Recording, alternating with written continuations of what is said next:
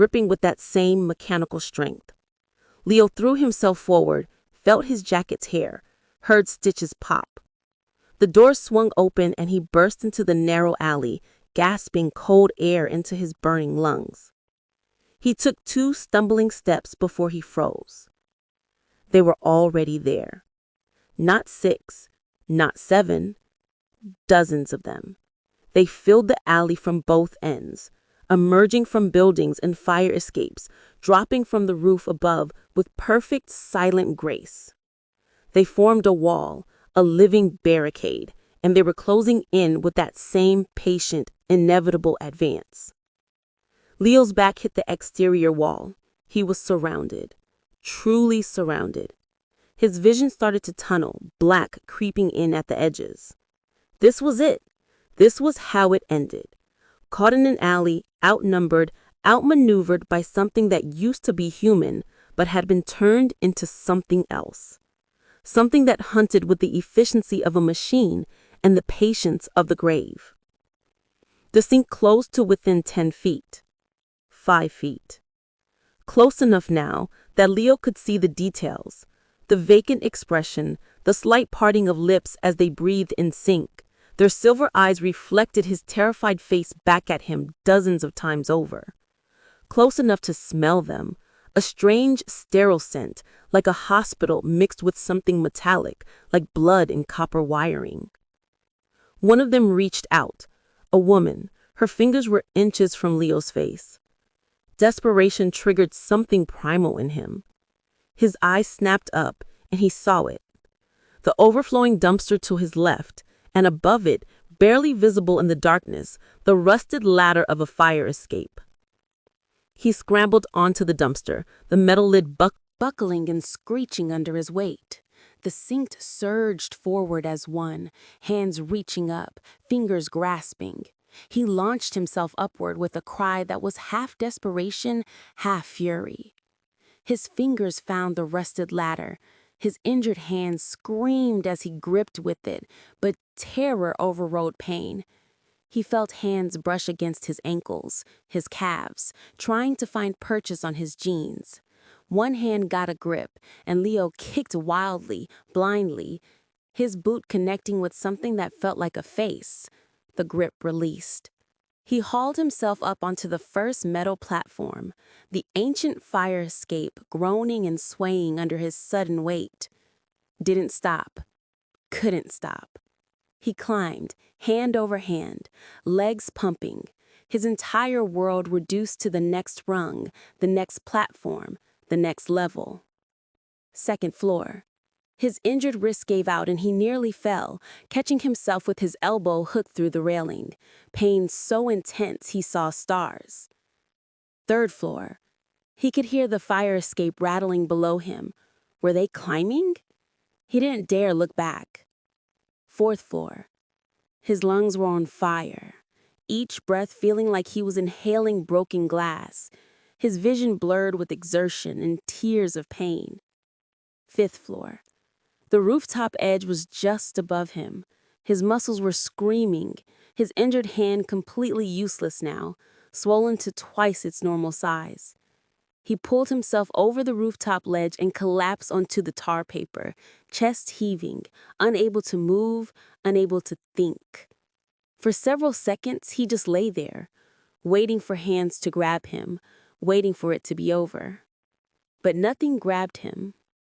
Slowly, painfully, Leo crawled to the edge and looked down into the alley. They stood exactly where he had left them. All of them. 20, maybe 30 synced, arranged in perfect concentric circles around the base of the fire escape. Their heads were tilted up in unison, a constellation of silver eyes watching him from the shadows below.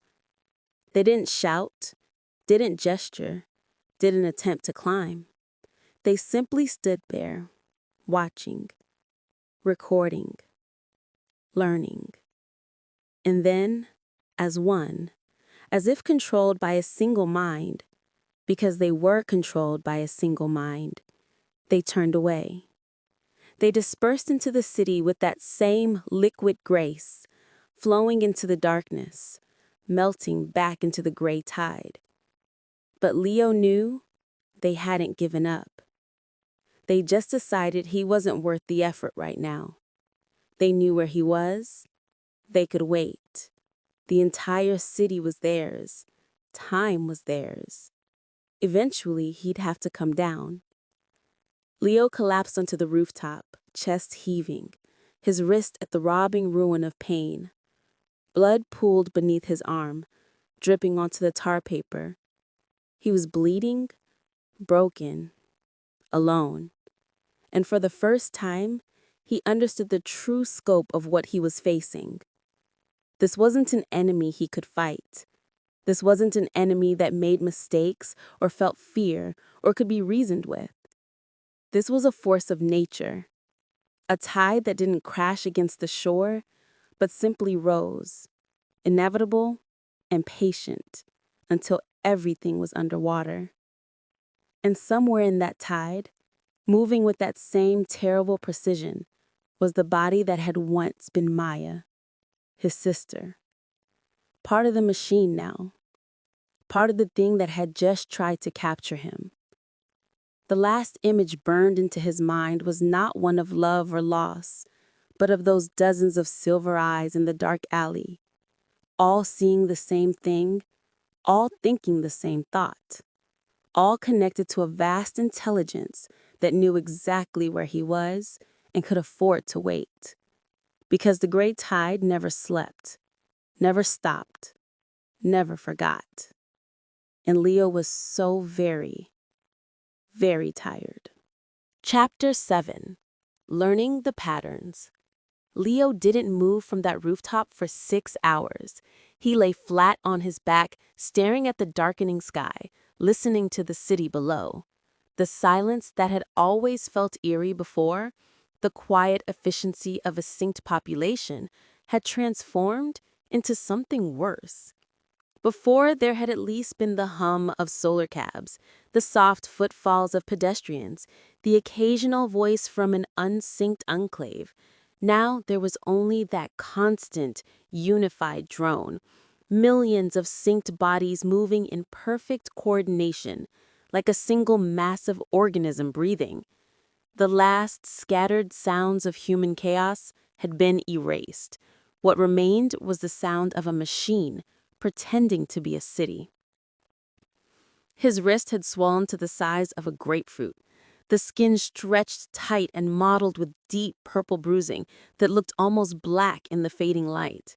When he tried to move his fingers, only 2 responded, and the pain was so intense it made his vision white out at the edges.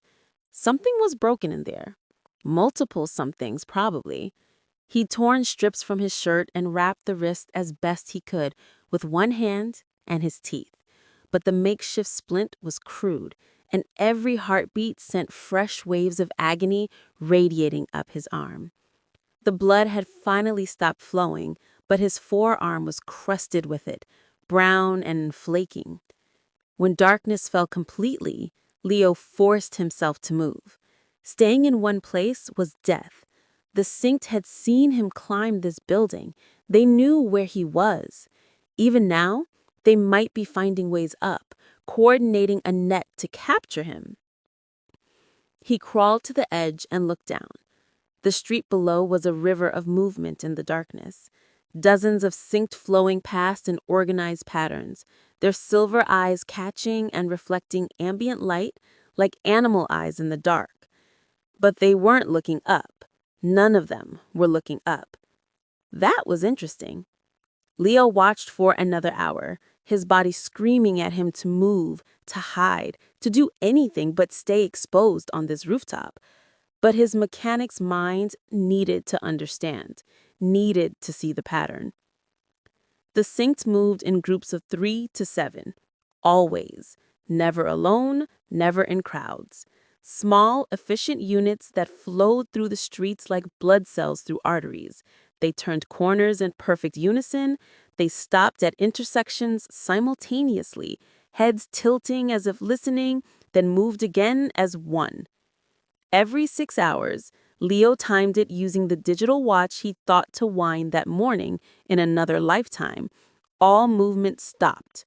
For exactly 7 minutes, every synced in sight simply stood still, heads bowed slightly, like they were praying or sleeping standing up. Then, as one, they resumed movement, but with different patterns, different routes, like a shift change, but for an entire city. During one of those 7-minute pauses, Leo made his move. He'd spotted another building across the street, close enough to jump if he built up speed, far enough that it terrified him. But the gap between buildings was 12 feet at most, and the alternative was staying here until they came for him. Leo backed up to the far edge of the roof, took 3 deep breaths that did nothing to calm his hammering heart, and ran. His boots pounded tar paper. His injured arm swung uselessly, throwing off his balance. The edge rushed toward him, and he launched himself into nothing, into air, into the gap between buildings with the street 5 stories below. For a moment, he flew. For a moment, he was free. Then gravity remembered him. His chest hit the opposite ledge, knocking the wind from his lungs. His good hand scrabbled for purchase on the brick, fingernails tearing, forearms scraping. His legs dangled in space, kicking against nothing. Below, directly below, he heard movement stop. The 7-minute pause was over, and the synced were moving again. If any of them looked up now, saw him hanging here, Leo's fingers found a gap in the brick. He pulled, his shoulders screaming, his abdominal muscles tearing with the effort. Inch by agonizing inch, he dragged himself over the ledge and collapsed on the roof, gasping like a landed fish. He'd made it. He'd made the jump and survived. And not one of them had looked up. Day 2. Thirst. The next day, Leo's tongue was sandpaper.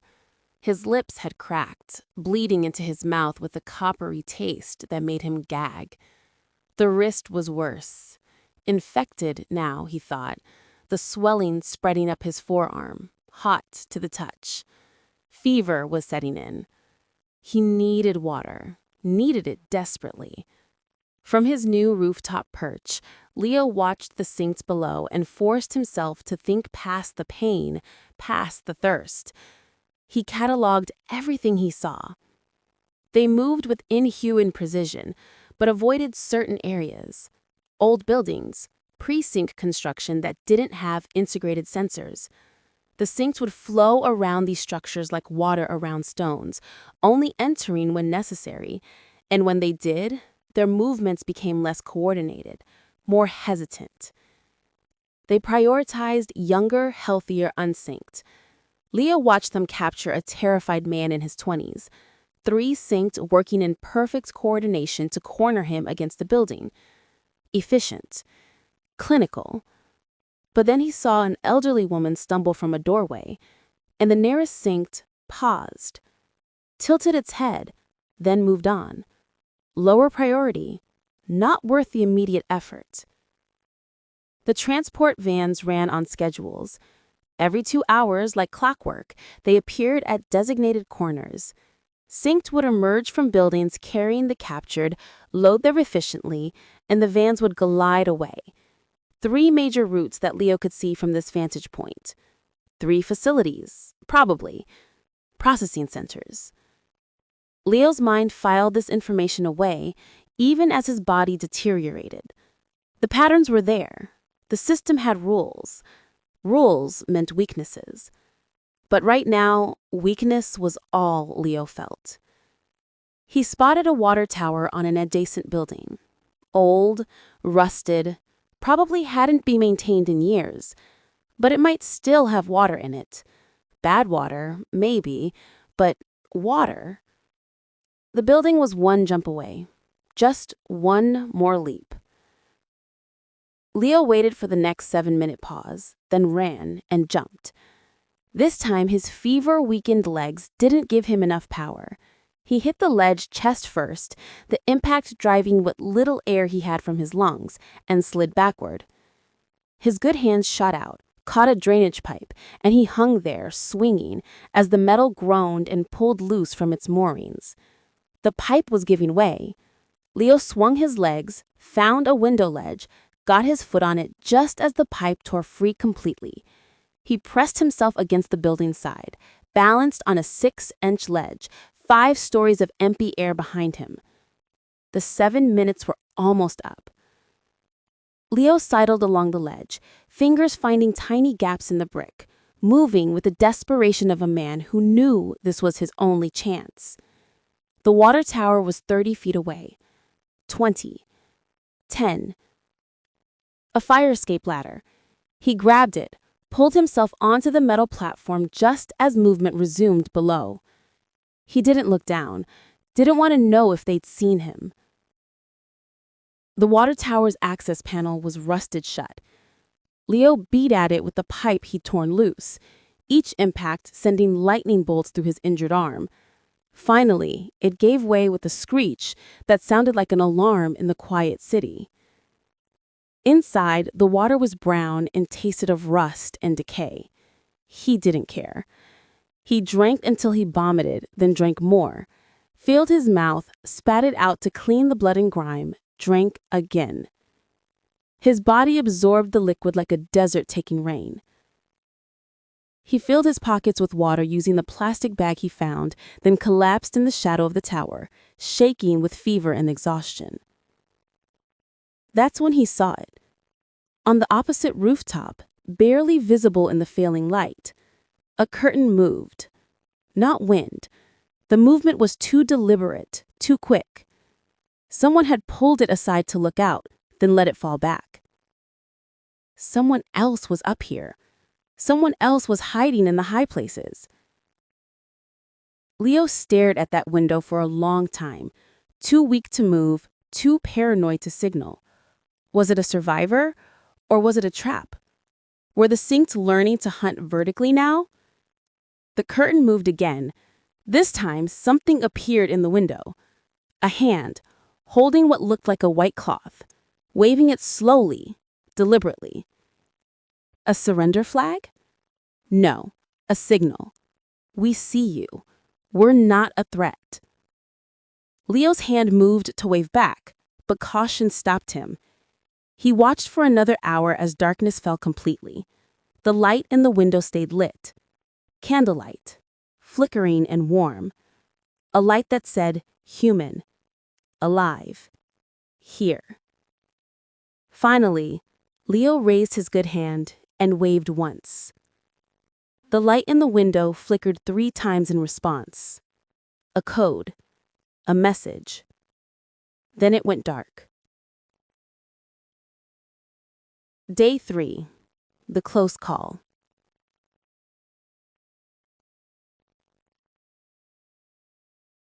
By the 3rd day, Leo had developed a routine born of necessity and observation. He moved only during the 7-minute pauses, 6 hours of stillness and watching, then 7 frantic minutes of movement, jumping to new buildings, scavenging for supplies, always staying high, always peeping the Synced below him. And he learned how to read the Synced from above. Their formations changed based on their tasks. Hunting parties moved in loose V-shapes, the point person slightly ahead, scanning with those silver eyes while the others flanked. Processing groups moved in tight clusters, surrounding captured unsynced on all sides, eliminating any chance of escape. Patrol units moved in parallel lines, sweeping streets with methodical thoroughness.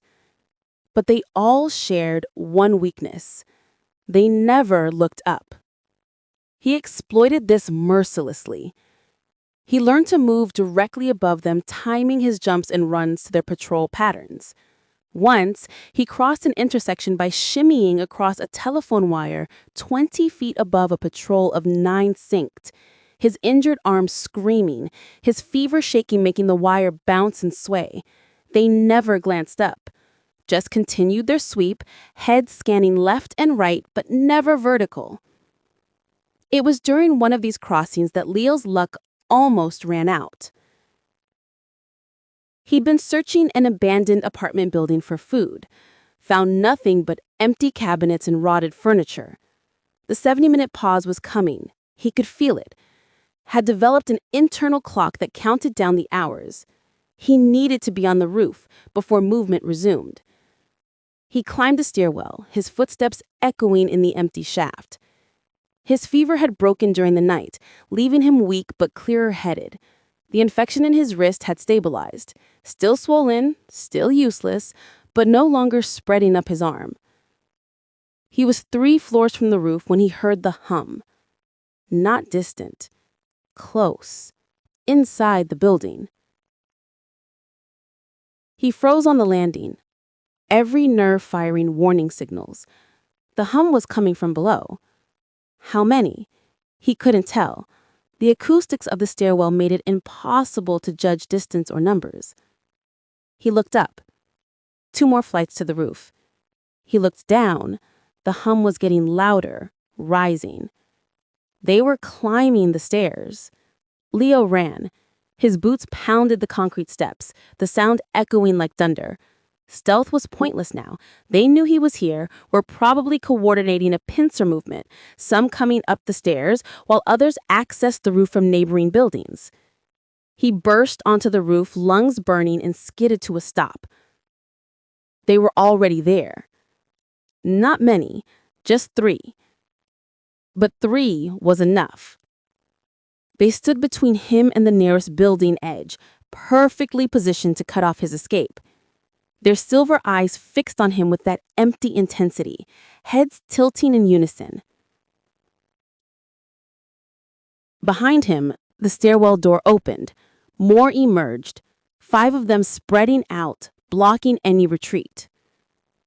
Leo was trapped on the roof with 8 synced, and the 7-minute pause wasn't due for another 90 minutes.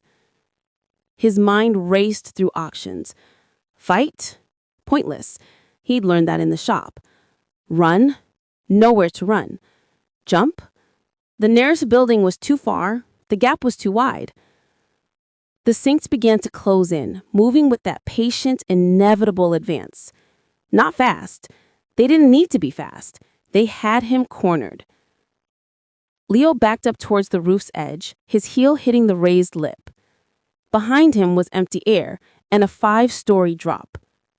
In front of him, 8 silver-eyed figures moving closer with each step, their synchronized breathing creating a rhythm like a countdown. 20 feet. 15. 10. Leo's hand found something, a piece of rebar, left over from some long-abandoned repair job. He gripped it, knowing it was useless, knowing that he was about to be captured and processed and turned into one of them, but refusing to go down without fighting. 5 feet, close enough now to see the details. These had been people once. This one a businessman, tie still knotted, suit torn and stained. That one a teenager, hijab still pinned but askew. People with lives and families and dreams, all erased, all suppressed, all locked away in that gray field while their bodies served the machine. Leo raised the rebar, prepared to swing, prepared for this to be his last moment as himself. Then he saw it, a flash of movement on the opposite rooftop, the curtain pulling aside, and in the window a figure, too far to see clearly but making exaggerated gestures, pointing, not at Leo, at something to his left. Leo's eyes snapped sideways. There, a clothesline, heavy-duty, tied between buildings, probably used to ferry supplies. It ran from this rooftop to the next building over, forming a diagonal line across the gap. The synced were 3 feet away, close enough to reach out and grab him. Leo dropped the rebar, grabbed the clothesline with his good hand, and jumped. He swung out over the gap, the line burning his palm as he slid down its length, the wind screaming past his ears. The synced lunged for him, multiple hands grasping at where he'd been a moment before, fighting on the air. He was moving too fast, couldn't stop, couldn't slow down. The opposite building rushed at him.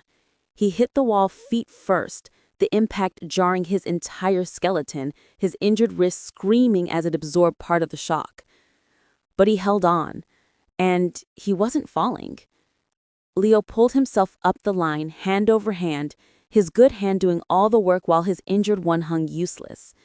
Reached a window, smashed through it with his elbow, tumbled into the dark interior. He lay on the floor gasping, surrounded by broken glass, his entire body one massive bruise. But alive, still himself, still free. After a moment, he heard footsteps. Not the synchronized rhythm of the synced, but irregular, human steps. He looked up. A woman stood in the doorway, silhouetted against faint candlelight. She held a makeshift spear, rebar sharpened to a point, but she lowered it when she saw him. "You're not one of them," she whispered, studying him with fierce, intelligent eyes. On her hip was strapped a scanner, cobbled together from scavenged electronics, its screen showing patterns of data Leo didn't understand. "Your biosignature is messy, unregulated." "My name is Leo," he managed, his voice raw. The woman, she looked to be in her 30s, with short cropped hair and a face smudged with grime, stared at him for a long moment. Then slowly she extended a hand. "Jaina," she said, "and I think we need to talk." Chapter 8. The Scattered. Jada's hideout was 3 buildings away, accessed through a maze of rooftop passages that she'd clearly spent weeks perfecting. She moved with the confidence of someone who knew every loose tile, every weak beam, every safe path through the urban wasteland. "Don't step there," she said, pointing to a section of roof that looked identical to every other section. "Rotten through. You'll go straight through to the 4th floor, and the Sinks paired that building 2 days ago. They're using it as a waypoint now." Leo followed carefully, his injured wrists cradled against his chest, his body screaming with exhaustion. Every few minutes, Jada would stop and check her scanner, studying the patterns of data that scrolled across its cracked screen. "They're doing a sweep 3 blocks east," she muttered. "We've got maybe 10 minutes before the pattern shifts this direction."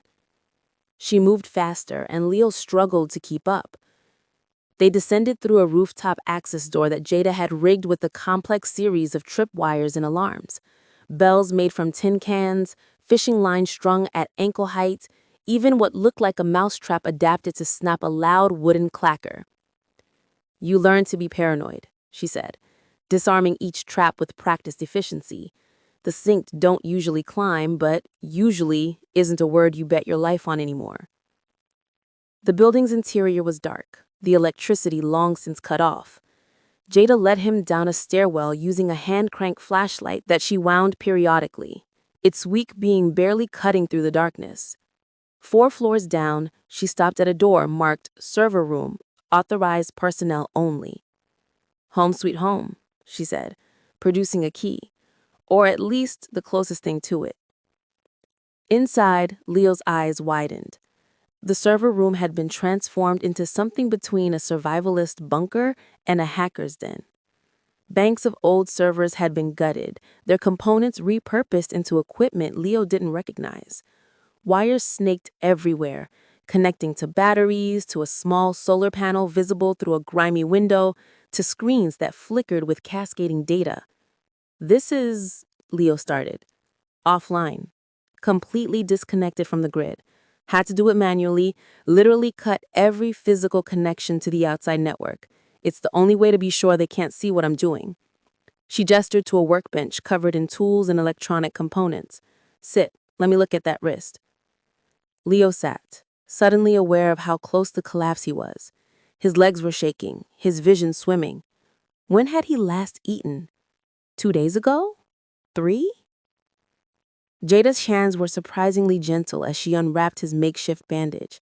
Her face remained neutral, but Leo saw her jaw tighten when she saw the swelling, the discoloration, the obvious deformity.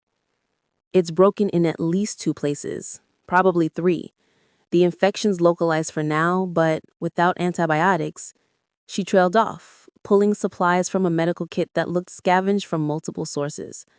"This is going to hurt." "Everything hurts," Leo said. "Fair point." She began cleaning the wound with something that smelt like moonshine and burned like liquid fire. Leo bit down on a piece of leather she offered, trying not to scream as she debrided the infected tissue. "How did you survive?" he asked, when he could speak again, his voice hoarse. The activation. You were already banned from the sync, but how did you know to hide? Jada's hands paused for a moment, then continued their work. I didn't know. I was lucky. She reached for a splint, a proper one, made from aluminum and padding. I was in this building when it happened, testing equipment, trying to understand the backdoor protocols I'd discovered. When the activation signal went out, she gestured to her scanner. Every frequency lit up at once. It was like watching a digital tsunami. I knew something catastrophic had happened, so I sealed the room and waited. And when you came out? The world had ended. She banging to her wrist with practiced efficiency. I spent the first day thinking it might be temporary, some kind of system reboot, but then I started seeing the patterns, the coordination, the hunting parties, and I realized she pulled the wrapping tight, and Leo hissed in pain. I realized this was the end game. Everything Vital Links had been building toward. The glitch wasn't a mistake, it was a test run, and this was the real thing. She finished the splint and sat back, studying him with those fierce, intelligent eyes. Your turn. Who are you really, Leo? And why are you still alive when 90% of the planet isn't? So Leo told her about Maya, about the warnings that came too late, about the rooftop garden conversation and the great dreams, about watching his sister's eyes fill with silver as she ceased to exist. About 3 days of running and hiding and learning to read the patterns of the thing that had taken her. Jada listened in silence, her expression growing darker with each detail. When he finished, she turned to one of her screens and began typing. The gray field, she said. I have been seeing references to it in the data fragments I've intercepted. Suppressed consciousness, held in a kind of buffer state, like the original personalities are being saved, archived, while the Paradise Protocol uses their bodies. She pulled up something that looked like a neural map. It's not erasure, it's imprisonment. Can they be freed? I don't know, Jada said, fingers flying across the keyboard. Maybe, if we could disrupt the signal, if we could create enough interference in the mesh network. She stopped, shook her head. But we'd need access to their systems, and more importantly, we'd need to survive long enough to try.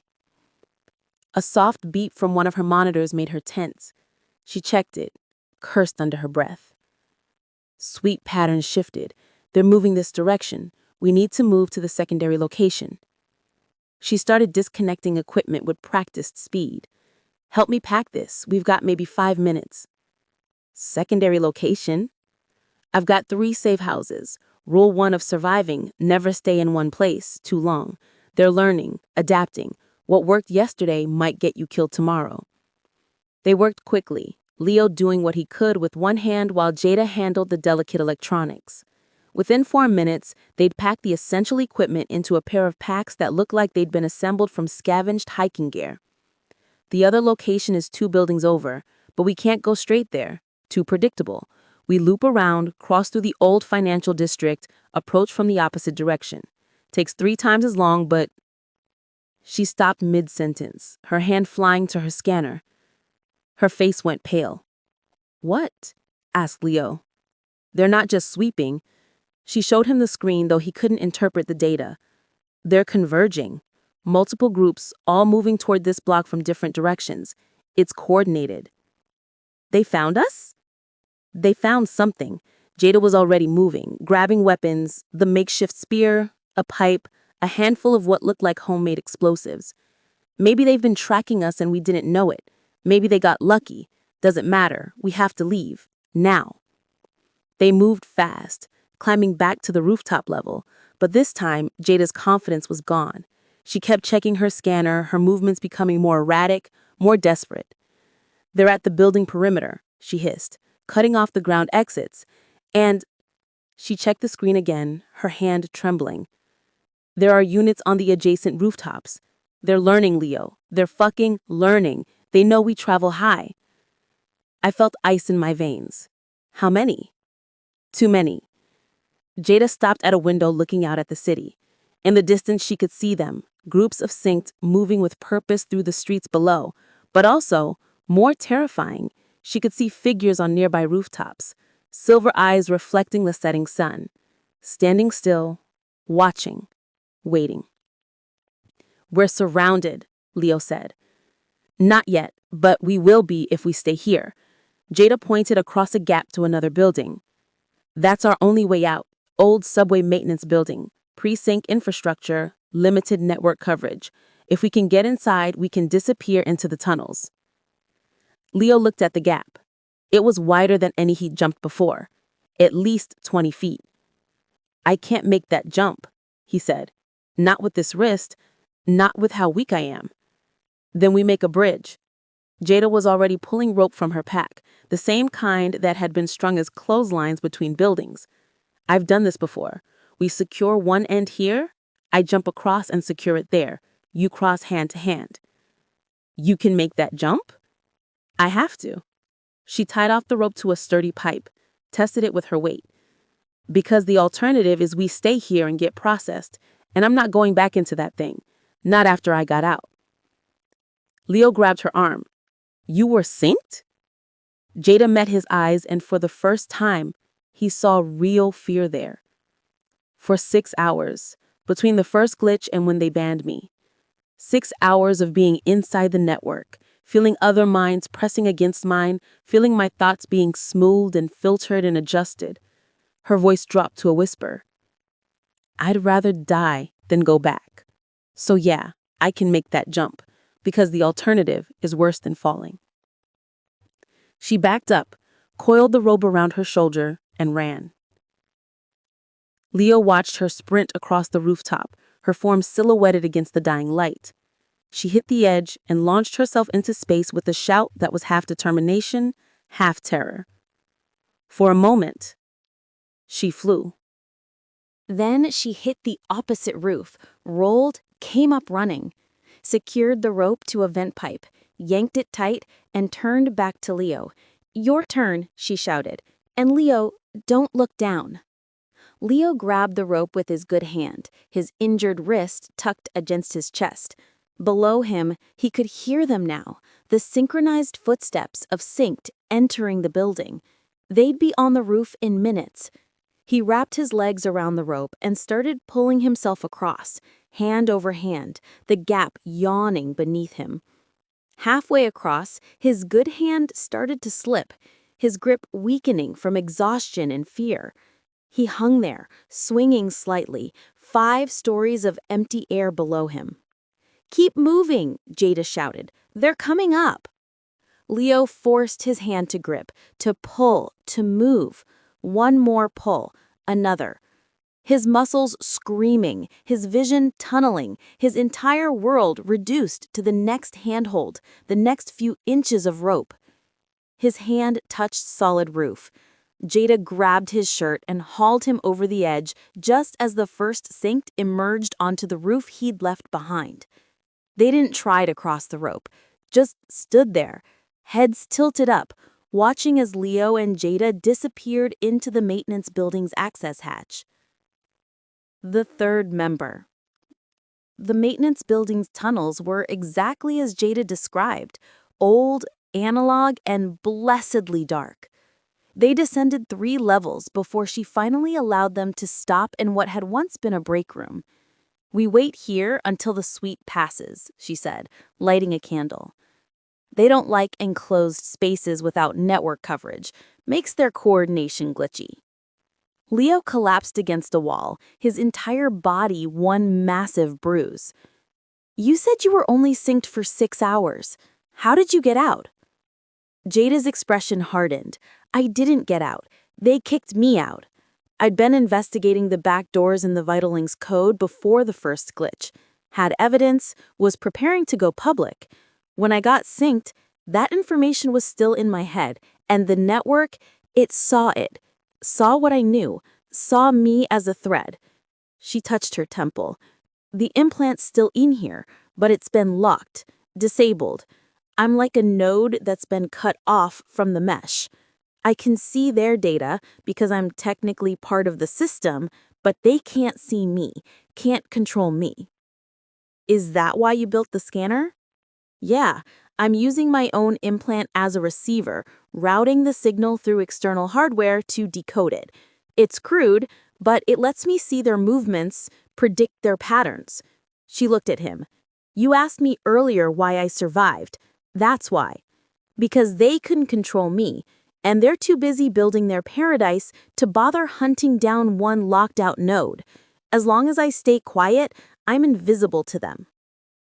Until today. Until today, she agreed, which means they're adapting faster than I thought, getting smarter, learning to hunt the analog spaces. A sound from the tunnel made them both freeze. Footsteps, but not the synchronized rhythm of the synced. These were irregular, cautious, human. Jada grabbed her spear, positioning herself between Leo and the doorway. "Who's there?" she called softly. The footsteps stopped. Silence for a long moment. Then a voice, male, careful. "You're not synced. I can tell by the way you move, by the way you talk." "Show yourself," Jada demanded. A figure emerged from the darkness into the candlelight. A man, weathered, with the solid build of someone who'd spent years in hard physical labor.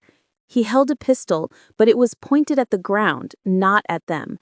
His eyes were clear, alert, and carried the haunted look Leo had started to recognize. The look of someone who'd seen too much in too few days. Name's Nigel, former Army medic, been hiding in these tunnels since the activation. His gaze settled on Leo's splinted wrist, his torn clothes, the blood and grime covering him. "You look like you could use some proper medical attention, and from the sounds of it, you two could use some backup." Jada didn't lower her spear. "How did you find us?" "Same way you're probably tracking the synced. Patterns." Nigel gestured vaguely upward. "They're converging on this district, which means they're hunting something. Figured it was either survivors or supplies worth taking. Found your rope bridge, followed the trail." He finally holstered his pistol. "I'm not here to fight you. I'm here because I'm tired of being alone, and because," he pulled out a small medical kit, "someone needs to look at that wrist before gangrene sets in." Leo and Jada exchanged a glance. After a long moment, Jada lowered her spear. "You're right. He needs help, and we could use a medic." She gestured to a spot across from them. "Sit, but if you try anything, I'll put that spear through your throat. I get it." Nigel sat, opening his kit with practiced efficiency. "Trust me, the last thing I want is trouble. I've seen what happens to people the synced catch. I've seen them load the bodies into those vans. And I've seen..." He paused, his jaw tightening. "I've seen what comes out the other side. Bodies with nobody home. I'm not interested in becoming one of them." As Nigel began examining Leo's wrist with gentle, professional care, Jada pulled out her scanner and started checking their surroundings. "We can't stay in these tunnels forever. The synced will adapt, figure out how to hunt here eventually. We need a real base, somewhere defensible, off-grid, big enough for more than just the three of us." "Why more than three?" Leo asked, wincing as Nigel probed the swollen flesh. "Because 3 people can't fight a global hive mind," Jada said flatly. "But maybe 30 can, maybe 50. We find other survivors, we pool resources, and we build something that can actually resist instead of just hide. The synced have 90% of humanity. They have the infrastructure, the coordination, the numbers. But we have something they don't have." "What's that?"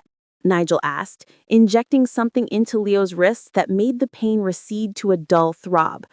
"We have predictability," Jada said. "We can think outside their patterns. We can adapt faster than their algorithm can. And most importantly," she pulled up her scanner, showing the data streams flowing across it.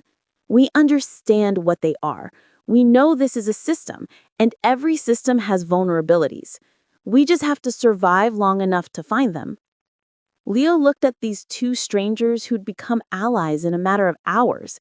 The hacker who'd been in the system and escaped, the medic who'd refused to become part of it, and himself, the mechanic who understood how things broke and how they could be fixed. "There's a place," Leo said slowly. "A precinct public library. Old, stone construction, completely analog. If it's still standing, if it hasn't been cleared," he looked at Jada. "Think your scanner could map us a safe route?" Jada studied her screen, fingers flying across makeshift controls. After a moment, she nodded. "It'll take us through the old city, the parts they haven't fully integrated yet. Dangerous, but possible." She looked up. "You think it's worth the risk?" Leo thought about the rooftop signals he'd seen, the curtains moving, the chalk marks indicating safe routes, all the scattered survivors hiding in the high places and dark corners, alone and afraid, and waiting to die. "Yeah, I think it's worth bringing them together. I think it's worth fighting back."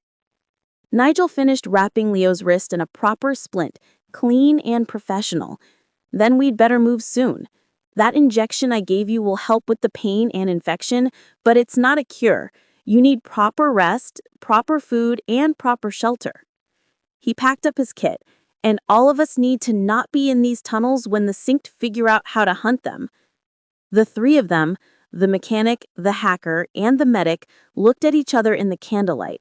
They were scattered, wounded, outnumbered beyond comprehension.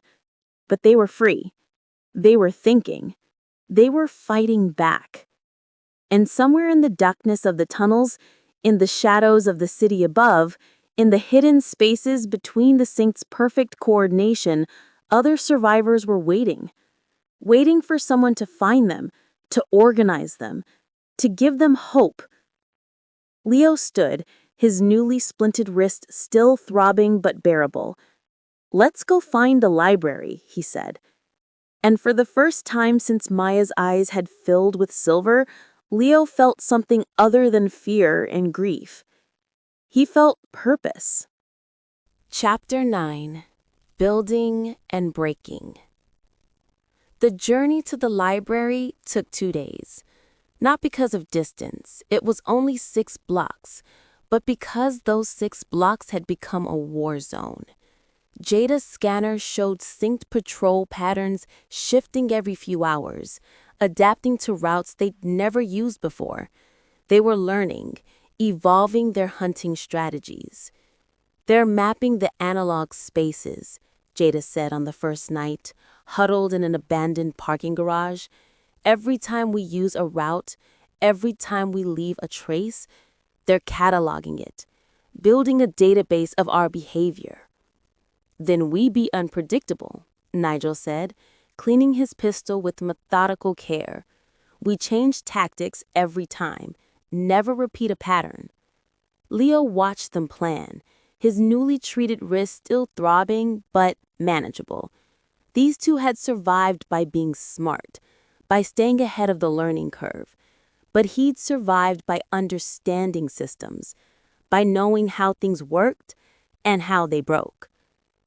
"They're not just mapping our routes," he said slowly. "They're trying to predict where we're going, which means they're running probability models, which means," he looked at Jada's scanner, "which means we can feed them false data, make them think we're going one direction while we go another." Jada's eyes lit up. "A decoy pattern. If we can generate enough noise in one sector, make it look like high survivor activity," she started typing on her scanner. "I can rig a signal repeater, not sophisticated, but enough to make them think there's network disruption in the wrong area." They spent 3 hours building it, from scavenged parts, a crude device that would emit interference patterns that looked like unsynced activity. Leo did the mechanical assembly while Jada handled the programming, her fingers flying across jury-rigged interfaces. "This will buy us maybe 6 hours," she said, activating it and placing it in an abandoned office building 3 blocks from our actual route. "After that, they'll analyze the signal and realize it's artificial." "6 hours is enough," Nigel said. "Let's move." They traveled through spaces the sync couldn't easily coordinate in. Collapsed buildings where the floors had given way, creating vertical mazes, flooded basements that required wading through chest-deep water in darkness, ventilation shafts barely wide enough to crawl through, the metal echoing every movement. It was in one of these shafts, 50 feet of claustrophobic darkness, that they encountered their first real obstacle. Leo was in front, pulling himself forward inch by inch, when his hand touched something that wasn't metal, something soft, something cold. He jerked back, his head hitting the shaft's ceiling with a clang that rang like a bell in the enclosed space. Behind him, Nigel hissed, "What is it?" Leo fumbled for his hand-crank flashlight, wound it desperately, and clicked it on. The beam revealed a body wedged in the shaft. A man, maybe 30, his face frozen in an expression of terror. He'd been crawling this same route when the Paradise Protocol activated. His eyes were silver now, but his body was stuck, unable to respond to the collective's commands. The hive mind had simply left him here, wrote him off as a lost node, and moved on. But he wasn't dead. His chest rose and fell with shallow breaths. His silver eyes tracked slowly toward the light, toward Leo's face. Recognition flickered. Not human recognition, but system recognition. Threat assessment. His mouth opened, and a sound came out that made Leo's blood freeze. Not words, not a scream. A transmission, a high-pitched tone that was clearly a distress call, a beacon. "Shit," Jada's voice came from behind. "He's calling them. Move, Leo, move." But there was nowhere to move. The body blocked the shaft ahead, and backing up meant going through Nigel and Jada in a space barely wide enough for one person. Leo did the only thing he could. He grabbed the man's arm and pulled, trying to drag him backward, trying to clear the passage. The man's other arm shot out with that impossible synced speed, fingers closing around Leo's throat. They were face to face in the darkness, the flashlight rolling away, its beam creating wild shadows. The man's grip was still, crushing Leo's windpipe, cutting off air. Leo clawed at the fingers with his good hand, but it was like trying to pry rebar. Behind him, he heard Nigel shouting, trying to reach him, but the shaft was too narrow.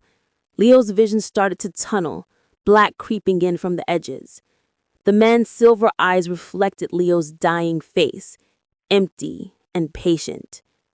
Then Nigel's hand appeared, holding something. A syringe. He jammed it into the man's neck and pressed the plunger. The grip on Leo's throat loosened immediately. The man's eyes rolled back and he went limp. I gasped, sucking air into my burning lungs, my throat already swelling. "Sedative," Nigel said, breathing hard. "Military grade. He'll be out for hours." He pulled the unconscious body backward, and they squeezed past, leaving the men wedged in the shaft behind them. But that signal he sent, they heard it. "We need to move fast." They emerged from the shaft into a building lobby, and immediately, Data's scanner lit up like a Christmas tree. "They're converging," she said, voice tight with fear. "Multiple units, all moving toward this location. They got the signal, triangulated it." She looked up at Leo and Nigel, her face pale. "We've got maybe 5 minutes." "The library?" Leo asked. 2 blocks, but they're between us and it." "Then we go through them," Nigel said, checking his pistol. Fast and loud, no subtlety, just speed. They burst from the building at a dead run. The street ahead was clear for maybe 50 feet. Then Leo saw them, a patrol unit of 7 synced, turning in unison, silver eyes locking onto the running unsynced. Nigel fired 3 shots. 2 synced dropped, clean headshots. The others didn't flinch, didn't scatter, just adjusted their formation and started moving toward them with that terrible, patient walk. They were coming from side streets. Leo could see them converging, at least 20 now, moving to cut off every escape route, except there, Leo pointed, an alley, narrow and filled with debris, leading in the direction of the library. Not a clean route, but their only option. They ran. Behind them, the synchronized footsteps began to accelerate. The synced were learning to run. The alley was an obstacle course. Dumpsters, fallen fire escapes, piles of garbage that had accumulated since the sanitation stopped functioning normally. Leo's injured wrist screamed as he vaulted over a dumpster, landed badly, kept running. Jada was pulling ahead, her smaller frame letting her navigate the tight spaces faster. Nigel was behind, turning periodically to fire shots that bought them seconds. And behind Nigel, gaining with every step, the synced ran with perfect coordination, never stumbling, never slowing. They birthed from the alley onto a main street, and Leo saw it, the library, a massive stone building with columns and broad steps, looking like a temple to the old world. 2 blocks away, might as well have been 2 miles. Between them and the library, the street was filled with synced. Not a patrol, a crowd. At least 50 of them standing in perfect geometrical formation, like they'd been waiting, like they'd predicted exactly where the survivors would emerge. "It's a trap," Jada breathed. "They funneled us here." More synced were emerging from buildings, from side streets, closing in from behind. They were surrounded on 3 sides, the library at their backs, but unreachable through the wall of silver-eyed figures. Leo's mind raced. They couldn't fight 50 synced, couldn't run through them, couldn't go back. This was it. This was how it ended. Then he heard it, a shout from above. On the library's second-floor balcony, a figure stood, a woman, with fierce eyes and a face etched with determination. She was holding something. Leo recognized, a Molotov cocktail. "Get down!" she screamed. Leo, Jada, and Nigel hit the pavement as the bottle arced through the air. It shattered in the middle of the synced formation, and fire erupted, spreading fast on whatever accelerant she'd used. The synced in the kill zone didn't scatter, didn't scream, just stood there burning, their programming unable to process this new threat fast enough. More bottles rained down from the library, the windows, the roof, different positions. More survivors. The street became an inferno, cutting a path through the synced lines. "Run! Now!" the woman shouted. They ran through the fire, through the gap in the synced formation, through the heat that singed hair and skin, up the library steps, through the main doors that stood open like salvation.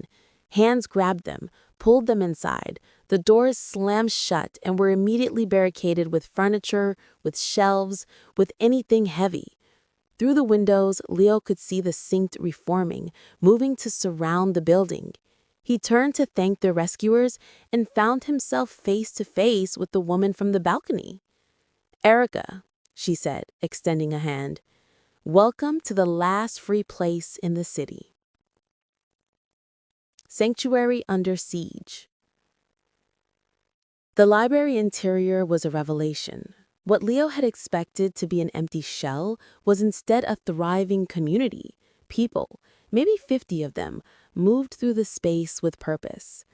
Not the synchronized efficiency of the synced, but the chaotic, messy coordination of humans working together. Erica led them through the main reading room, pointing out the modifications as they walked. "We've been here 8 days. Every entrance except the basement boiler room is sealed. Water collection on the roof, food stores in the old staff kitchen, second floor is sleeping quarters, third floor is lookout positions." She gestured to the armed people at the windows. "We've got maybe a dozen people who know how to fight. The rest are teachers, engineers, students, people who refused the sync or were too remote to get it when the activation happened. 8 days, Jada said, pulling out her scanner. How have you avoided being overrun? By being smart about when we move, by rationing everything, and by being ready to fight when we have to. Erica's expression hardened. We've lost 6 people already. Scavenging runs that went wrong, patrols that found our location. Each time we fight them off, but each time they adapt. They're learning our defenses. She led them to what had once been the reference section, now converted into a planning center. Maps covered the walls, hand-drawn, marked with patrol patterns and danger zones. A group of people looked up as they entered, faces drawn with exhaustion and stress. This is Leo, Jada, and Nigel. They made it through the kill box outside, which means they're either very lucky or very capable. She looked at Leo. I remember you from the protests. You had conviction then. You still have it? Leo nodded. His throat hurt too much to speak easily. Good, because we need it. Erica pointed to the maps. The synced are adapting faster than we can counter. They've cleared most of the downtown district. We estimate maybe 500 unsynced left in the entire city, down from several thousand a week ago. And their processing centers are running 24 hours a day. Nigel stepped forward, studying the maps.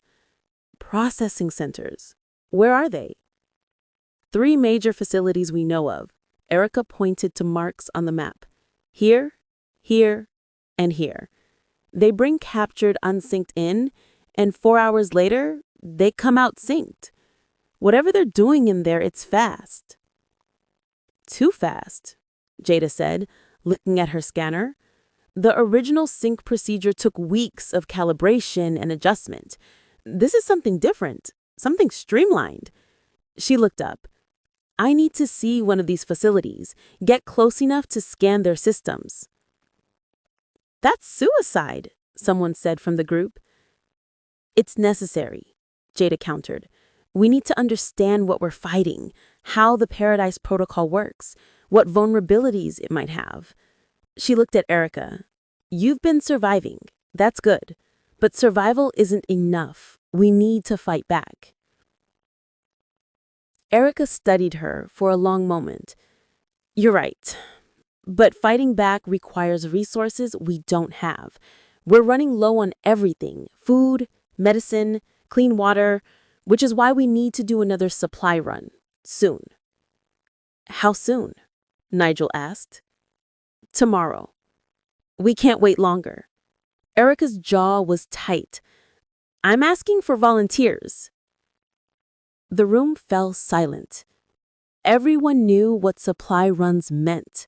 Everyone had seen the bodies of the people who didn't come back. Leo's hand shot up. His throat hurt too much to speak, but the gesture was clear. Jada raised her hand. I'm in. Nigel didn't hesitate.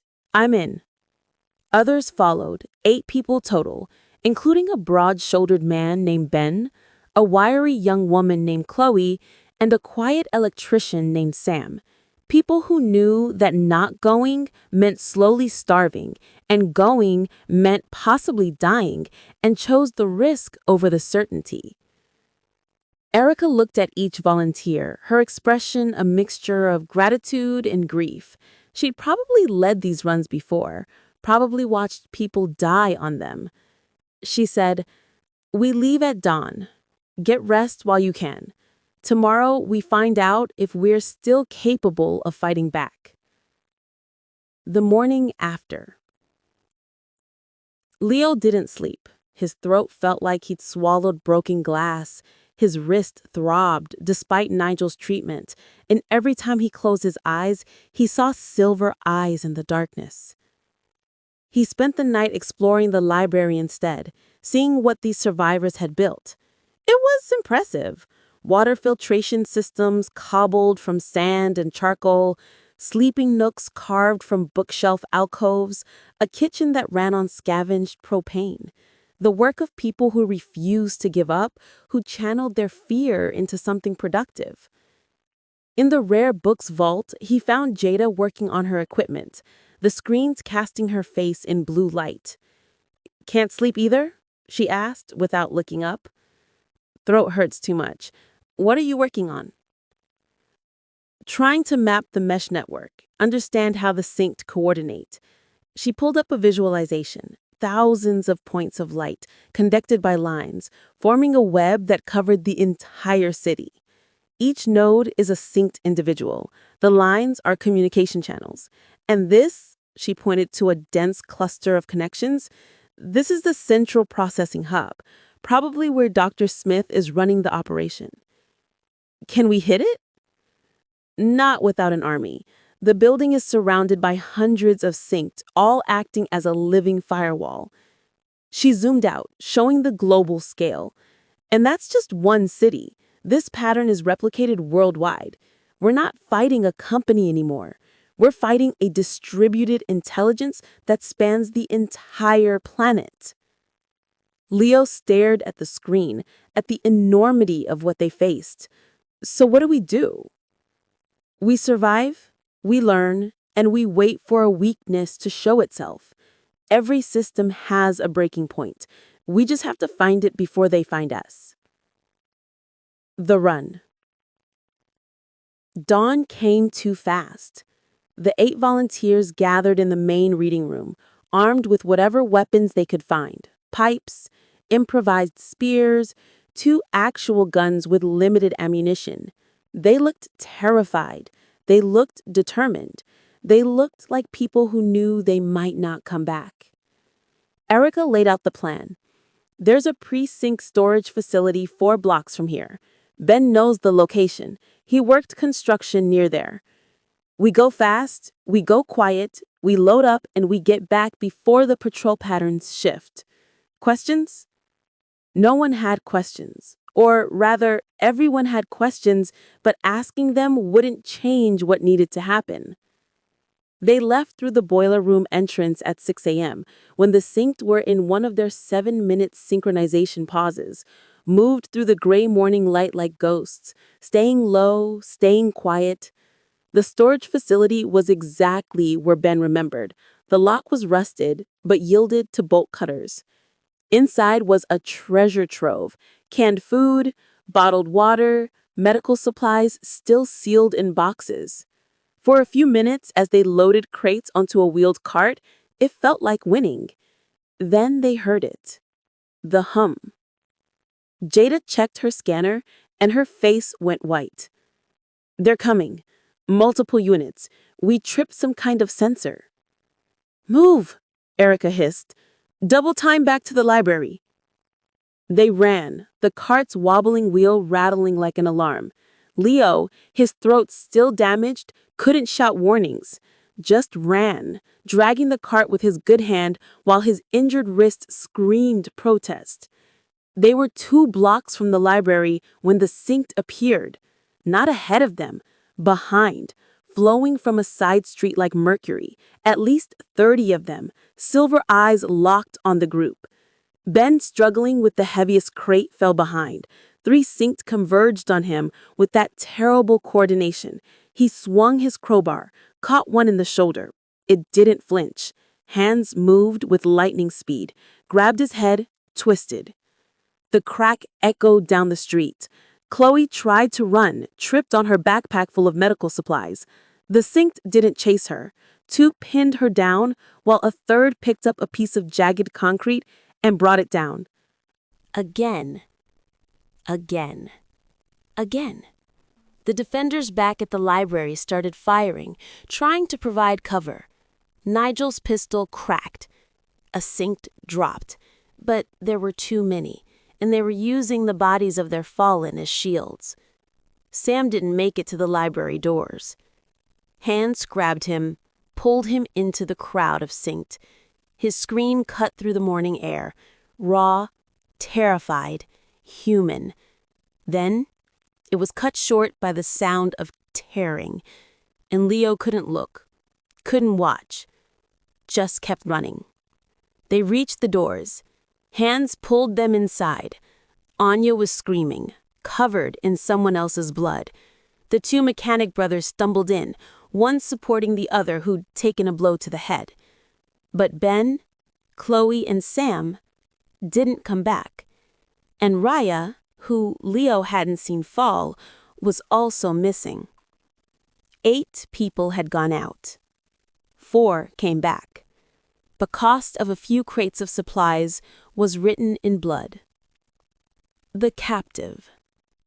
The library fell into shocked silence after the run. People moved through their tasks mechanically, faces blank with trauma. 4 volunteers dead in a matter of minutes. The sync's efficiency was terrifying. But in the chaos of the retreat, something had happened that changed everything. During the fight at the library doors, when the sync had pressed their attack, Nigel and 2 others had managed to grab one of them, yanked it through the doors before they slammed shut. Now it was secured in the old periodicals room, wired to a table, a synced specimen for them to study. Leo, Jada, Erica, and Nigel stood around it, still covered in their friend's blood. The sync didn't struggle, didn't speak, just lay there, head turning slowly, silver eyes scanning with empty curiosity. It had been a man once, middle-aged, wedding ring still on his finger. Somewhere in that gray field his consciousness was locked away, unaware that his body had just helped murder 4 people. "This is the enemy," Jada said, her voice flat with cold fury. She connected her probe to the port behind his ear. Her screen flickered to life. She worked in silence for several minutes, her fingers flying across makeshift controls, her eyes scanning cascading data. Leo watched her expression change from anger to confusion to something that looked like horrified awe. "We've been thinking about this wrong," she said finally. "We thought the implants were like radios, just receiving a signal from a vital links tower." She pulled up a network diagram. "But that's not how it works. They're not receivers, they're nodes.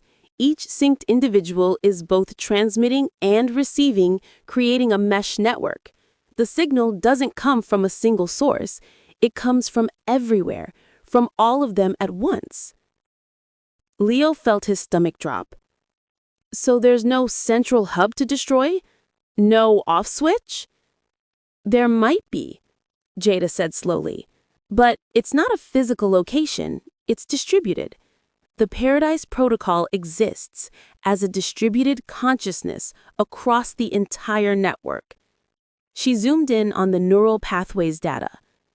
"You'd have to disrupt the mesh itself, break enough connections that the signal can't propagate." "How many is enough?" Nigel asked, his voice hollow. Jada shook her head.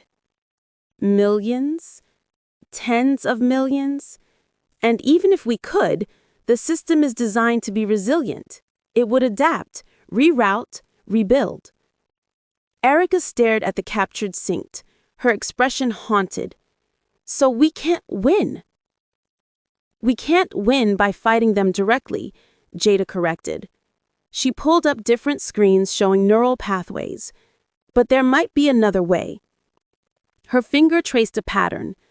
The consciousness of the person, the original personality, isn't erased. It's suppressed, locked away in that gray field they dream about.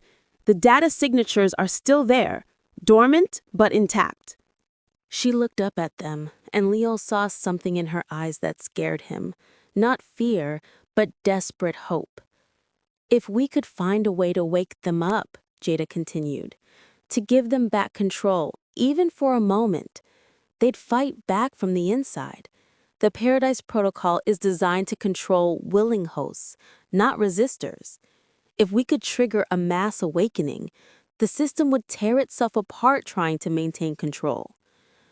"But to do that," Leo said slowly, "we'd need to understand the Paradise Protocol better. We'd need access to their systems. We'd need to go inside, Jada finished. She looked at the prone figure on the table. We'd need to become one of them. The four of them stood in silence, the weight of what they were discussing settling like a shroud. Outside, the gray tide continued its work, processing the city, converting the unconverted, building paradise from humanity's ashes. Inside the library, a small group of survivors had just realized that hiding wasn't enough. Surviving wasn't enough. If they wanted to win, someone would have to volunteer for the one thing that terrified them more than death. Someone would have to let the sink catch them, let themselves be processed, and hope they could maintain enough of themselves to sabotage the system from within. Leo looked at his friends. Jada, who'd already been inside the system once. Nigel, who'd spent his life saving people. Erica, who'd fought since the first glitch. And he thought about Maya, locked in that gray field, dissolving into paradise while her body hunted the last free humans. "I'll do it," Leo said, his damaged voice barely audible. "I'll let them take me." The room erupted in protest, but Leo held up his hand. "I have to," he rasped, "because she's in there. And if there's any chance at all of bringing her back, of bringing any of them back," he looked at each of them, "then someone has to try." Jada's jaw tightened. "If you do this, there's no guarantee you'll stay yourself long enough to matter. The Paradise Protocol is designed to suppress resistance. You might get processed and just become another node in the network.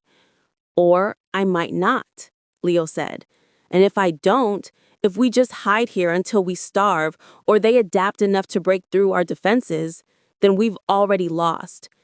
He looked at the captured saint, at the man who wasn't a man anymore. "At least this way, we're fighting back. At least this way, there's a chance." Erica stepped forward. "If you're going in, you need a plan, a way to maintain yourself, to resist the suppression long enough to do damage." "I'll need something to anchor me," Leo said. "Something the Paradise Protocol can't smooth away. A memory so strong, so painful, that even their algorithms can't process it." His hand moved unconsciously to his chest, to the place where his heart felt like it was tearing apart every time he thought of Maya's silver eyes. The memory of her walking past him like he didn't exist. The memory of failing to save her. "I've got that," he said. And somewhere deep in the gray field, in the suppressed consciousness of billions, the woman who had been Maya stood motionless before the light, unaware that her brother was about to walk into the machine that had destroyed her, unaware that he was coming to bring her home, or die trying. Chapter 10. The Volunteer. Preparation. Leo had 3 days to prepare for the end of his life as himself. Not death. Death would have been simpler. What waited for him was worse. The dissolution of everything that made him Leo M. Chen. The suppression of his consciousness into that gray field while his body became a puppet for the Paradise Protocol. And unlike death, there was a chance, slim, impossible, but a chance that some fragment of him might survive the process long enough to matter. Jada worked around the clock in the rare book's vault, surrounded by equipment that hummed and sparked, trying to give Leo an advantage that might not exist. "The Paradise Protocol works by identifying resistance patterns," she explained, her voice hoarse from lack of sleep. "Thoughts that deviate from the collective baseline get smoothed away. But if we can encode certain memories in a way that looks like system data rather than personal memory," she gestured at a crude device on the workbench. "Wires, circuit boards, a small screen. This won't stop the suppression, but it might slow it down, give you minutes instead of seconds to act." Leo looked at the device, then at his wrist where she wanted to implant it. A subdermal tracker. More than that, it's also a memory anchor, a repeating signal that will try to trigger specific neural pathways. Your most powerful memories, encoded as data. She met his eyes. But Leo, I need you to understand, this is experimental. It might not work at all. Or it might make things worse, create cognitive dissonance that makes you easier to detect and correct. Do it anyway, Leo said. The implantation took an hour. Nigel handled the surgery with steady hands, cutting a small incision in Leo's forearm, sliding the device between muscle and bone, suturing it closed. No anesthetic. They couldn't risk anything that might affect Leo's brain chemistry before the processing. Leo bit down on leather and didn't scream. When it was done, Jada activated the device. Leo felt nothing at first, then a strange warmth spreading up his arm. Images flashed through his mind. Maya on the rooftop garden, her hand pressed to her temple, Maya's eyes filling with silver, his mother's funeral, his father teaching him to use a wrench, the smell of his shop, all of it compressed, repeated, burned into his neural pathways with artificial intensity. The device will keep cycling these memories, Jada said, even after you're processed, even after the Paradise Protocol tries to smooth them away. It won't be enough to keep you fully conscious, but it might be enough to keep a piece of you aware, a piece that can fight back. Part 2. The Letters. That night, Leo wrote letters. Not many people left to write to. Most were dead or synced. But he wrote anyway. Because the act of writing, of putting words on paper with his own hand, felt like a way of proving he'd existed as more than just a biological node in a network. To Jada. If you're reading this, I'm either dead or worse. Thank you for trying to save me with your technology. Thank you for believing this plan might work. If it doesn't, if I just become another silver-eyed puppet, don't blame yourself. This was my choice. Keep fighting. Keep looking for vulnerabilities. The system has to have weaknesses. Find them. And if you see my body in the streets hunting survivors, remember that's not me. It's just the machine wearing my skin. Leo. To Nigel. You saved my life more than once. The wrist, the infection, the medical supplies that kept me moving when I should have been dead. I never thanked you properly for that. Keep everyone in the library alive as long as you can. They need someone steady, someone who knows how to heal instead of just how to break things. Be that person. If this works, if I somehow manage to disrupt the Paradise Protocol from inside, get ready. Things are going to get chaotic. The synced might start breaking down, fighting against their programming. It'll be ugly. People are going to need medical help. Be ready. Leo. To Erica. You've been fighting since before the rest of us knew there was a war. You organized the protests after the first glitch. You built the resistance in the library. You kept people alive when survival seemed impossible. Don't stop now. I know this plan seems insane. It probably is insane. But we're past the point where safe options exist. This is our best shot, maybe our only shot, at hitting back at something that seems invincible.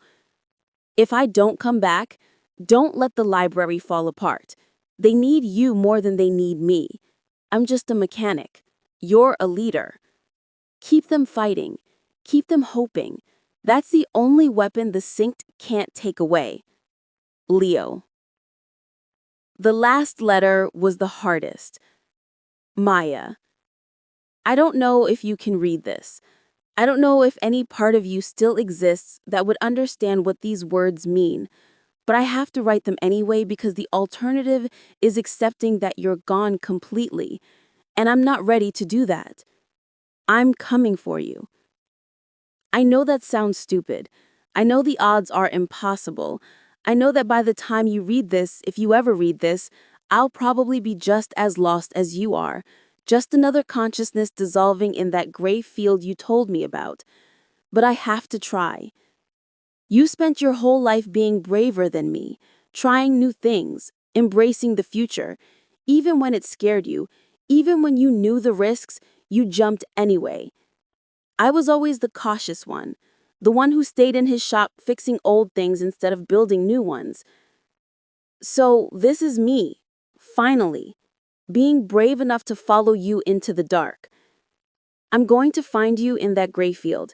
I'm going to remind you who you are. And if there's any way, any possible way to wake you up, to bring you back, to make you yourself again, I'm going to find it. Even if it kills me, even if it erases me, even if all I manage to do is give you one moment of clarity before the Paradise Protocol smooths it all the way again. You're worth it. You're worth it. You were always worth it. I love you. I never said it enough when you were still you, so I'm saying it now. I love you, Maya. And I'm not giving up on you. Wait for me in the gray. I'm coming home. Leo. He folded the letters, sealed them in envelopes, and left them with Erica. She took them without a word, but her eyes were wet when she hugged him. Bring her back, Erica. Bring them all back. I'll try, Leo said.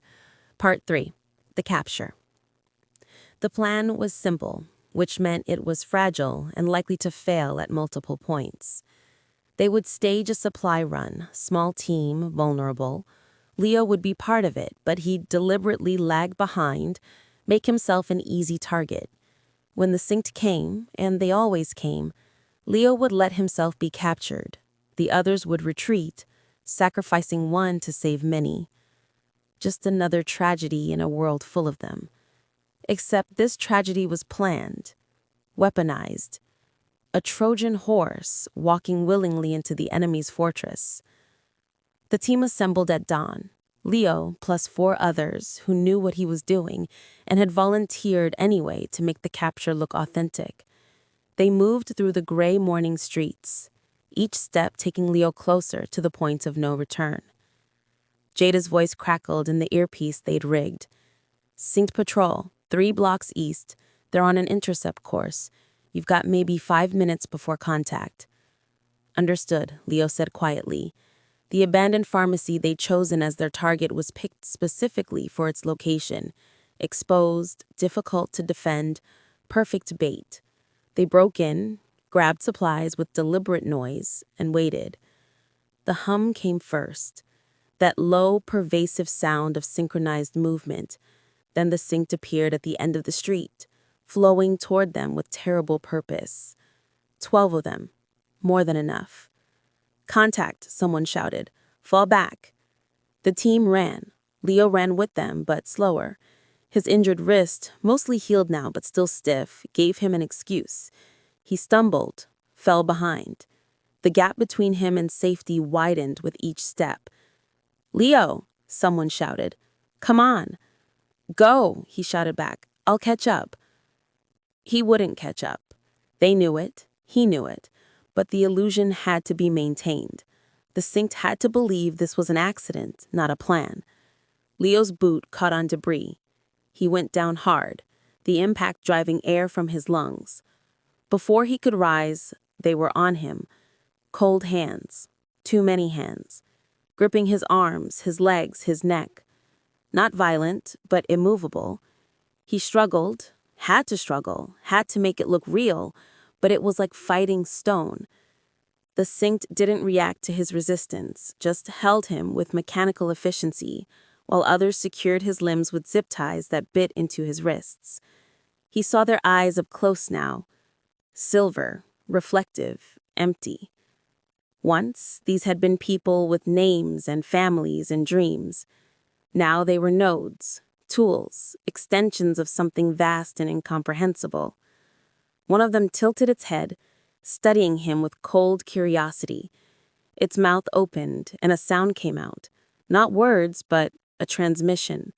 A call. Reporting the capture to the network.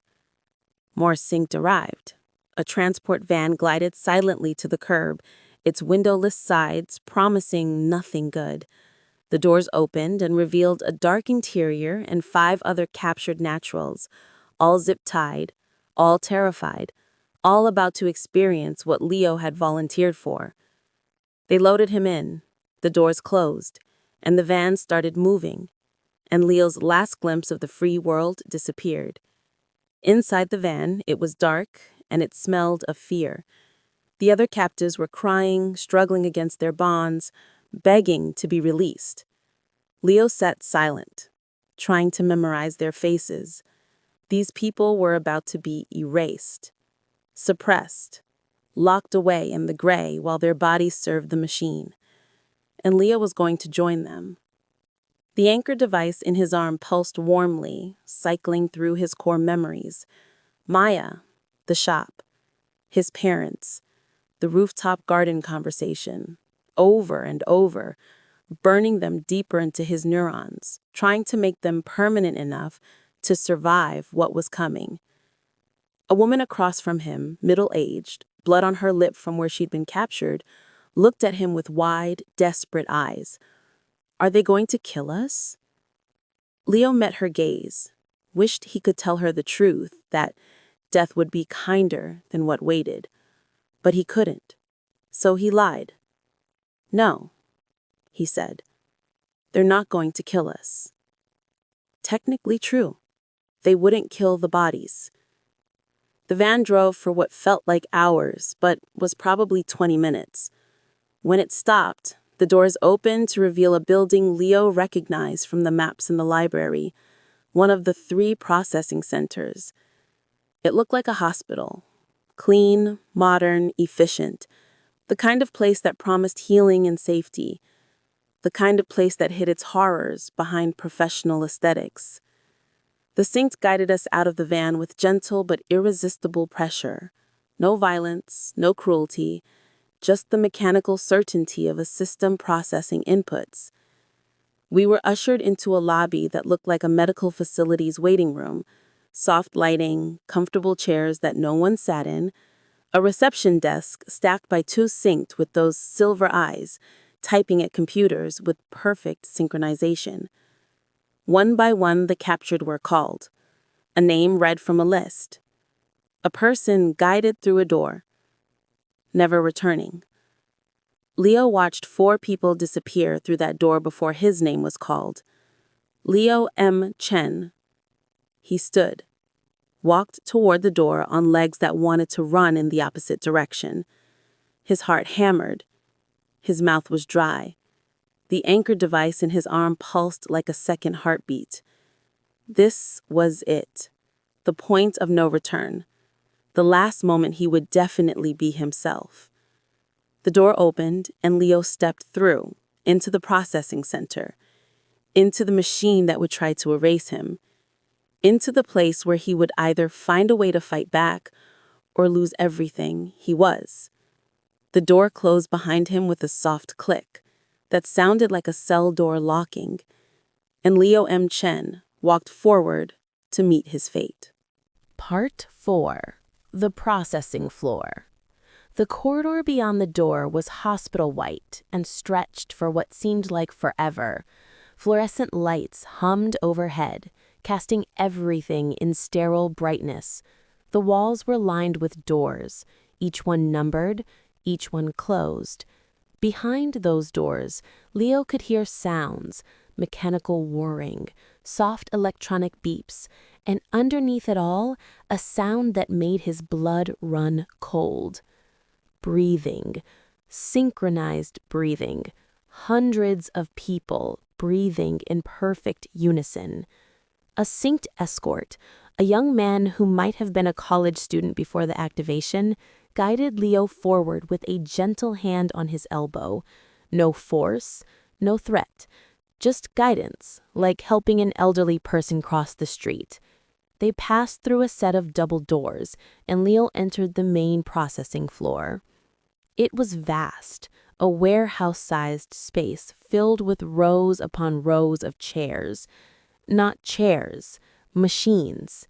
Each one was a hybrid of dental chair, MRI scanner, and something else entirely, something designed specifically for the violation of human consciousness.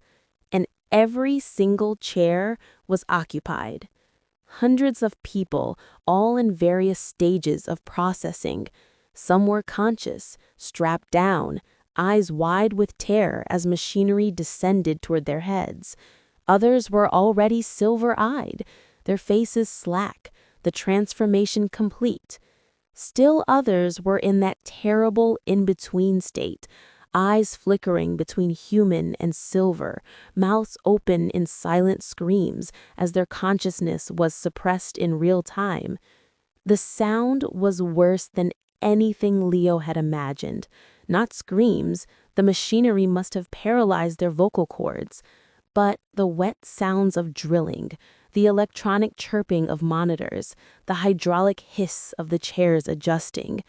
And underneath it all, that synchronized breathing, the sound of hundreds of people being unmade.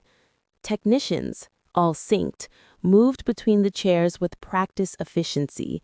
No wasted movement, no emotion, just the smooth choreography of an assembly line processing human raw material. Chair 247, the escort said, guiding Leo to an empty chair in the middle of a row. Leo sat. The material was cold against his back, and the chair immediately began to adjust, conforming to his body with unsettling precision. Restraints emerged from the armrests, not violent, just firm, and secured his wrists and ankles. A technician approached. She had been an Asian woman, maybe 40. Now she was something else. Her silver eyes studied Leo with clinical detachment as she entered data on a tablet.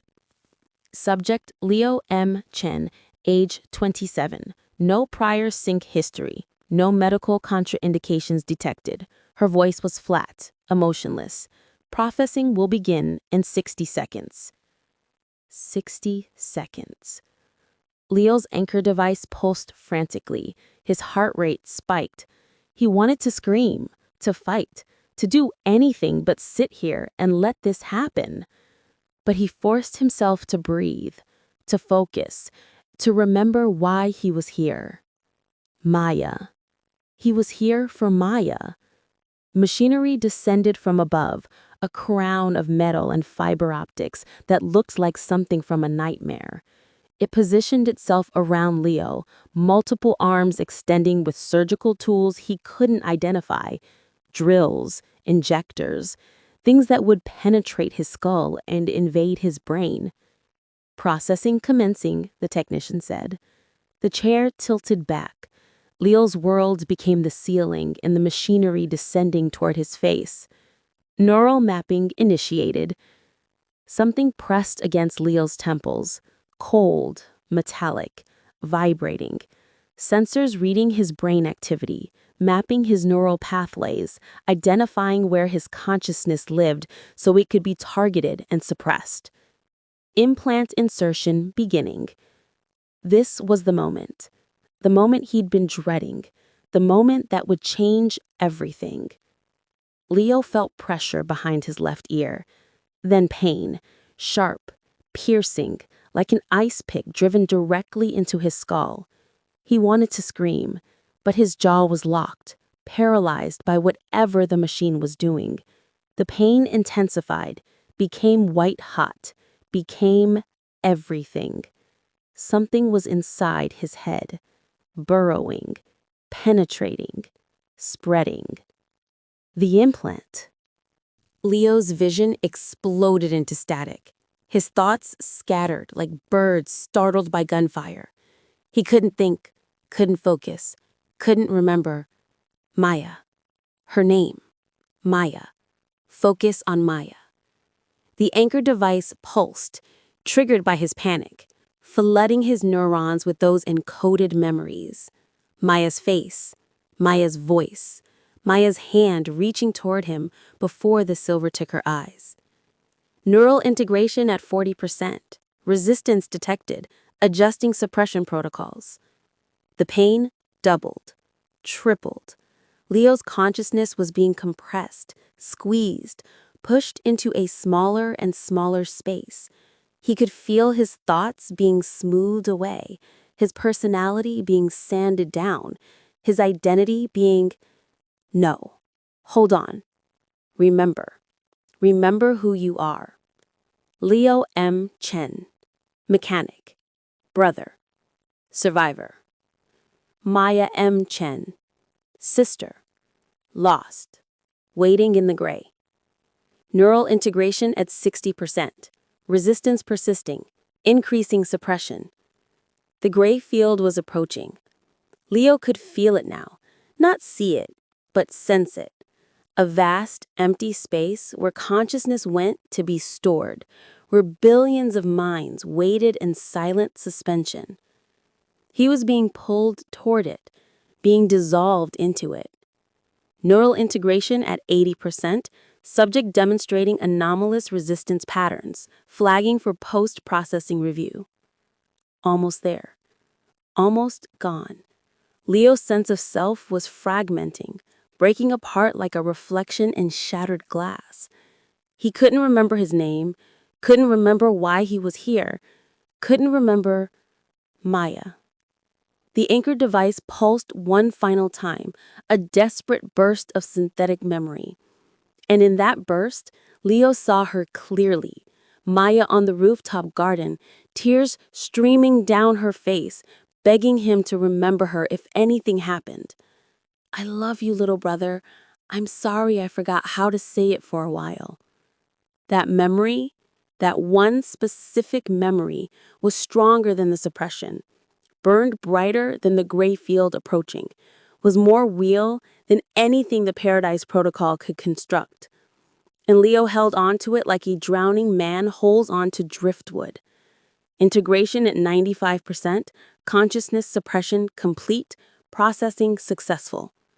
The machinery retracted, the restraints released, the chair returned to its upright position. Leo M. Chen opened his eyes. They were silver.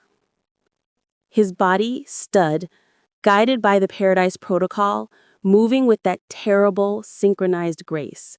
His face was blank, his expression smooth, all personality erased from his features. To any observer, Leo M. Chen had been successfully processed, another unsynced converted, another node added to the network.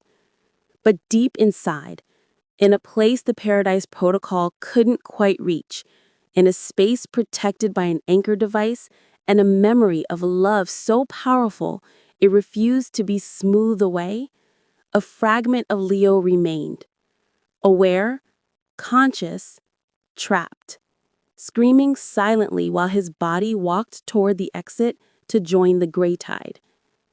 And in that fragment of awareness, as his consciousness was pulled inexorably into the gray field, Leo had one coherent thought. I'm in. Now let's see if I can survive long enough to fight back. The gray field opened before him like a mouth, and Leo M. Chen fell into infinity.